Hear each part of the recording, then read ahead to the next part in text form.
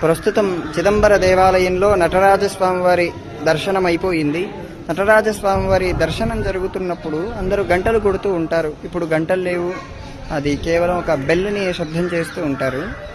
అప్పయ్య దీక్షితుల వారు అని చెప్పి కొద్ది వందల సంవత్సరాల క్రిందట ఈ దేవాలయానికి వచ్చినప్పుడు వారు ఈ క్షేత్రానికి వచ్చి అక్కడ నటరాజస్వామిని చూస్తూ ఉంటే అందరూ హారతిస్తున్నప్పుడు గంటలు కొడుతూ ఉంటే టంగ్ టంగ్ టంగ్ అని శబ్దం వస్తుంది కదా, గంట కొడుతూ ఉంటే.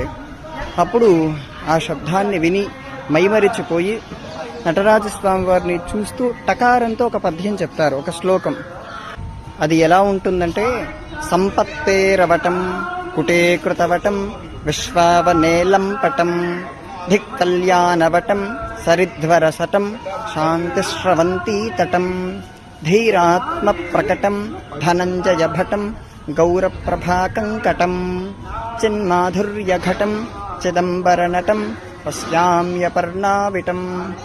అపర శివావతారులైనటువంటి శ్రీ శ్రీ శ్రీ అప్పయ్య దీక్షితుల వారు చెప్పినటువంటి ఈ శ్లోకం, అప్పయ్య దీక్షితుల వారు అనేటువంటి పదం పలికినా సరే ఎన్నో పాపాలు ధ్వంసం అవుతాయని చెప్పి కంచి మహాస్వామి వారు చెబుతూ ఉండేవారు. ప్రస్తుతం చిదంబర దేవాలయంలో నటరాజస్వామి వారి దర్శనం అయిపోయింది. నటరాజస్వామి వారి దర్శనం జరుగుతున్నప్పుడు అందరూ గంటలు కొడుతూ ఉంటారు. ఇప్పుడు గంటలు లేవు, అది కేవలం ఒక బెల్లుని శబ్దం చేస్తూ ఉంటారు.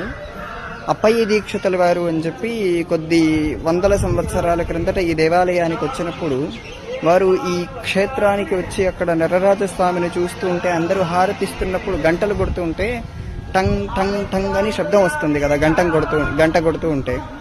అప్పుడు ఆ శబ్దాన్ని విని మైమరిచిపోయి నటరాజస్వామి వారిని చూస్తూ టకారంతో ఒక పద్యం చెప్తారు, ఒక శ్లోకం.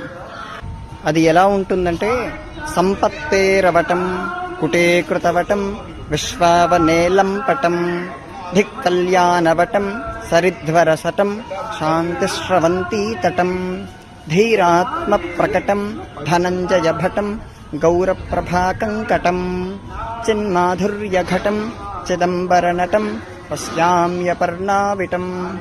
అపర శివావతారులైనటువంటి శ్రీ శ్రీ శ్రీ అప్పయ్య దీక్షితుల వారు చెప్పినటువంటి ఈ శ్లోకం, అప్పయ్య దీక్షితుల వారు అనేటువంటి పదం పలికినా సరే ఎన్నో పాపాలు ధ్వంసం అవుతాయని చెప్పి కంచి మహాస్వామి వారు చెబుతూ ఉండేవారు.